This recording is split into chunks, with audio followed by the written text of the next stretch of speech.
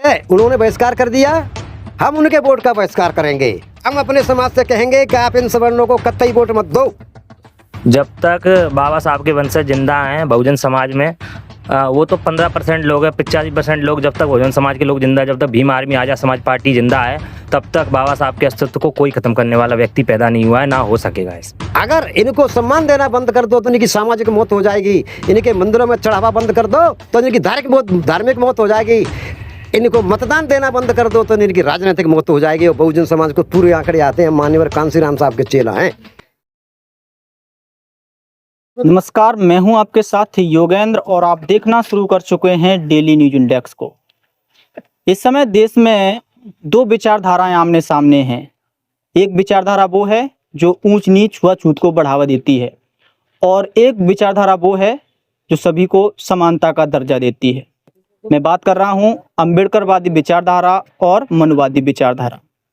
ये विचारधाराएं दोनों आमने सामने हैं, और अभी आपने देखा हुआ एक कंट्रोवर्सी चल रही है संविधान निर्माता बाबा साहब डॉक्टर भीमराव अम्बेडकर को लेकर। कुछ लोगों का कहना यह है कि संविधान निर्माता बाबा साहब डॉक्टर भीमराव अम्बेडकर नहीं हैं, बल्कि BN राव साहब हैं।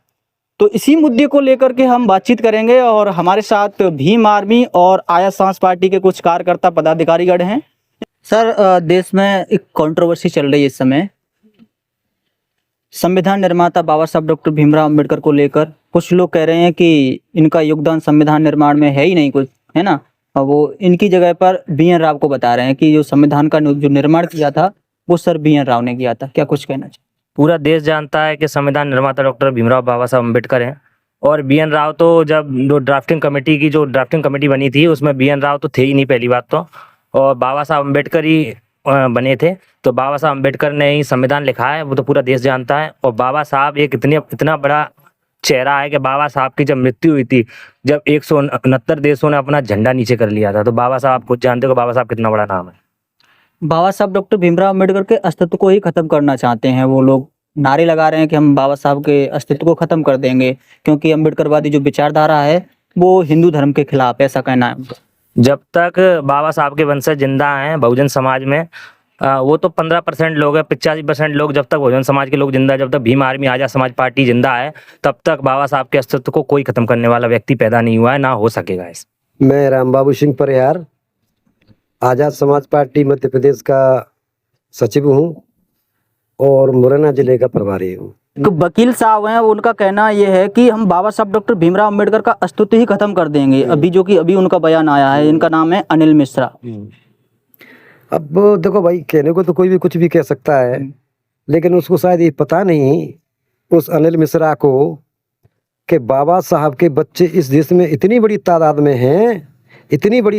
हैं कि हमको हथियार भी नहीं चलाना पड़ेगा, यानी इसरा मिश्रा को थूक के मार देंगे। इतनी बड़ी तादाद में हैं भारत के अंदर। लेकिन हम लोग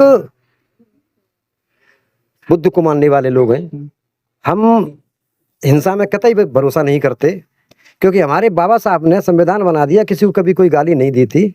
और इस समय हम बाबा साहब के मिशन को चलाते हुए अपने संविधान, अपने समाज को तैयार कर रहे हैं, इस बहुजन समाज को इकट्ठा कर रहे हैं। और ऐसे समय में अगर ये लोग हमें डिस्टर्ब करेंगे ज़्यादा, तो फिर हमें आर्य भारत छोड़ो को आंदोलन चालू करना पड़ेगा। और जब आंदोलन आर्य भारत छोड़ो का आंदोलन चालू हुआ, तो मेरे को नहीं लगता कि ये लोग फिर यहाँ पे रह पाएंगे, क्योंकि ये तो विदेशी है। और ये हम नहीं कहते, इनका इतिहास कहता है, चिल्ला के कह रहा है इनका इतिहास। मैं नहीं कहता, हमारे नेता माननीय चंद्रशेखर जी भी नहीं कहते, बाबा साहब ने भी नहीं कहा, 92 कांशीराम साहब ने नहीं कहा, हमारी पार्टी भी नहीं कहती। लेकिन इनका इतिहास चिल्ला के कहता है कि ब्राह्मण विदेशी है। इनका DNA भी कहता है कि विदेशी है। तो अब इनके कहने से होता क्या है? उनका कहना ये है कि आप लोगों ने काफी सालों से आप लोग जो आरक्षण ले रहे हैं, अब आरक्षण को खत्म कर देना चाहिए। अब पहली बात तो ये है कि आरक्षण एक ऐसी चीज है कि ये लोग आरक्षण का मतलब नहीं समझते। आरक्षण एक तरह का नहीं है, आरक्षण 3-4 तरह का है।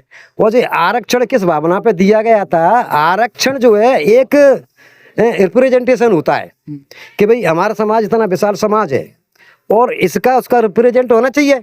जैसे एक घर में एक बाप के 4 बच्चे हैं और उसके पास 4 बीघा जमीन है, तो चारों बच्चों में 1-1 बीघा बांटेगा। ऐसे ही आरक्षण दिया गया है कि, और वो आरक्षण का बेस भी अलग है, सामाजिक और शैक्षणिक पिछड़ेपन के कारण आरक्षण दिया गया है। अब ये लोग जो कहते हैं उनका तो बेसिक गलत है, ये आरक्षण को जानते ही नहीं। अब ये कह रहे हैं मतलब कि आरक्षण से ले लेकर के अब लोग जो संपन्न हो चुके हैं, हर तरीका सक्षम है, अब इनको जरूरत ही नहीं है आरक्षण की। ठीक है ना, हम लोग संपन्न हो गए। भारत को आजाद हुए कई साल हो गए, हमारा कभी कोई प्रधानमंत्री बना क्या? हमारे कितने % लोग अरबपति हैं इस देश के अंदर, बताओ कैसे बराबर हो गए? अरे तुम भाई 3.5% हो, 15% और 85% का पूरा 85% हक मार रहे हो। हम 85% लोग के पास 15% भी हमें नहीं मिला है, तो फिर कहीं संपन्न हो गए हम? कितने अधिकारी हमारे हो गए? कभी हमारा सेनाध्यक्ष कोई बना है आज तक? कभी हमारा चुनाव आयुक्त कोई बना है आज तक? जाटव समाज का जो है भिंड जिले में बहिष्कार कर दिया गया, आपने आपके संज्ञान में होगा ये मामला, सरेआम बहिष्कार कर दिया गया जाटव समाज का। ठीक है, उन्होंने बहिष्कार कर दिया, हम उनके वोट का बहिष्कार करेंगे। हम अपने समाज से कहेंगे कि आप इन सवर्णों को कतई वोट मत दो।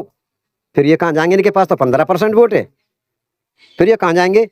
मैं लोगों से कहता हूं कि अगर इनको सम्मान देना बंद कर दो तो इनकी सामाजिक मौत हो जाएगी। इनके मंदिरों में चढ़ावा बंद कर दो तो इनकी धार्मिक मौत हो जाएगी। इनको मतदान देना बंद कर दो तो इनकी राजनीतिक मौत हो जाएगी। और बहुजन समाज को पूरे आंकड़े आते हैं, मान्यवर कांसीराम साहब के चेला हैं। मेरा नाम देसराज सिंह गौर, रिटायर्ड सूबेदार और मुरैना जिलाध्यक्ष आजाद समाज पार्टी का। सर, जिस तरीका से कुछ लोगों के ऐसे बयान आ रहे हैं कि वो बाबा साहब डॉक्टर भीमराव अंबेडकर के योगदान को नगण्य बता रहे हैं, वो कह रहे हैं कि बाबा साहब डॉक्टर भीमराव अंबेडकर का संविधान बनाने में कोई योगदान ही नहीं है। पहली बात तो जो आदमी ये बोल रहे हैं, बोला बाबा साहब का ये संविधान बनाने में योगदान नहीं है, तो मेरी तरफ से तो वो मूर्ख है। मैं तो उसको अनपढ़ गंवार मानता हूँ। जो अपने बाबा साहब का इतिहास नहीं जानता, वो बाबा साहब एक ऐसी हस्ती है कि भारत में क्या, वो पूरी दुनिया में मशहूर है। और शायद भारत का और विदेशों का बच्चा जानता है कि जो संविधान लिखा है वो बाबा साहब डॉक्टर भीमराव अंबेडकर ने लिखा है। और इसको अगर एक आदमी मानने से कुछ नहीं होता। एक शायद अभी तो एक है कोई एडवोकेट, और उस आदमी को ये मालूम नहीं है कि तू जिस डिग्री को पढ़ के, जिस तू किताब को पढ़ के आज वकील बैठा है, और बाबा साहब भी बैरिस्टर थे, वो भी वकील थे, वो अपने गुरु को नहीं मानता है, तो वो आगे अपने परिवार को या अपने बुजुर्गों को, अपने माँ बाप को क्या मानेगा?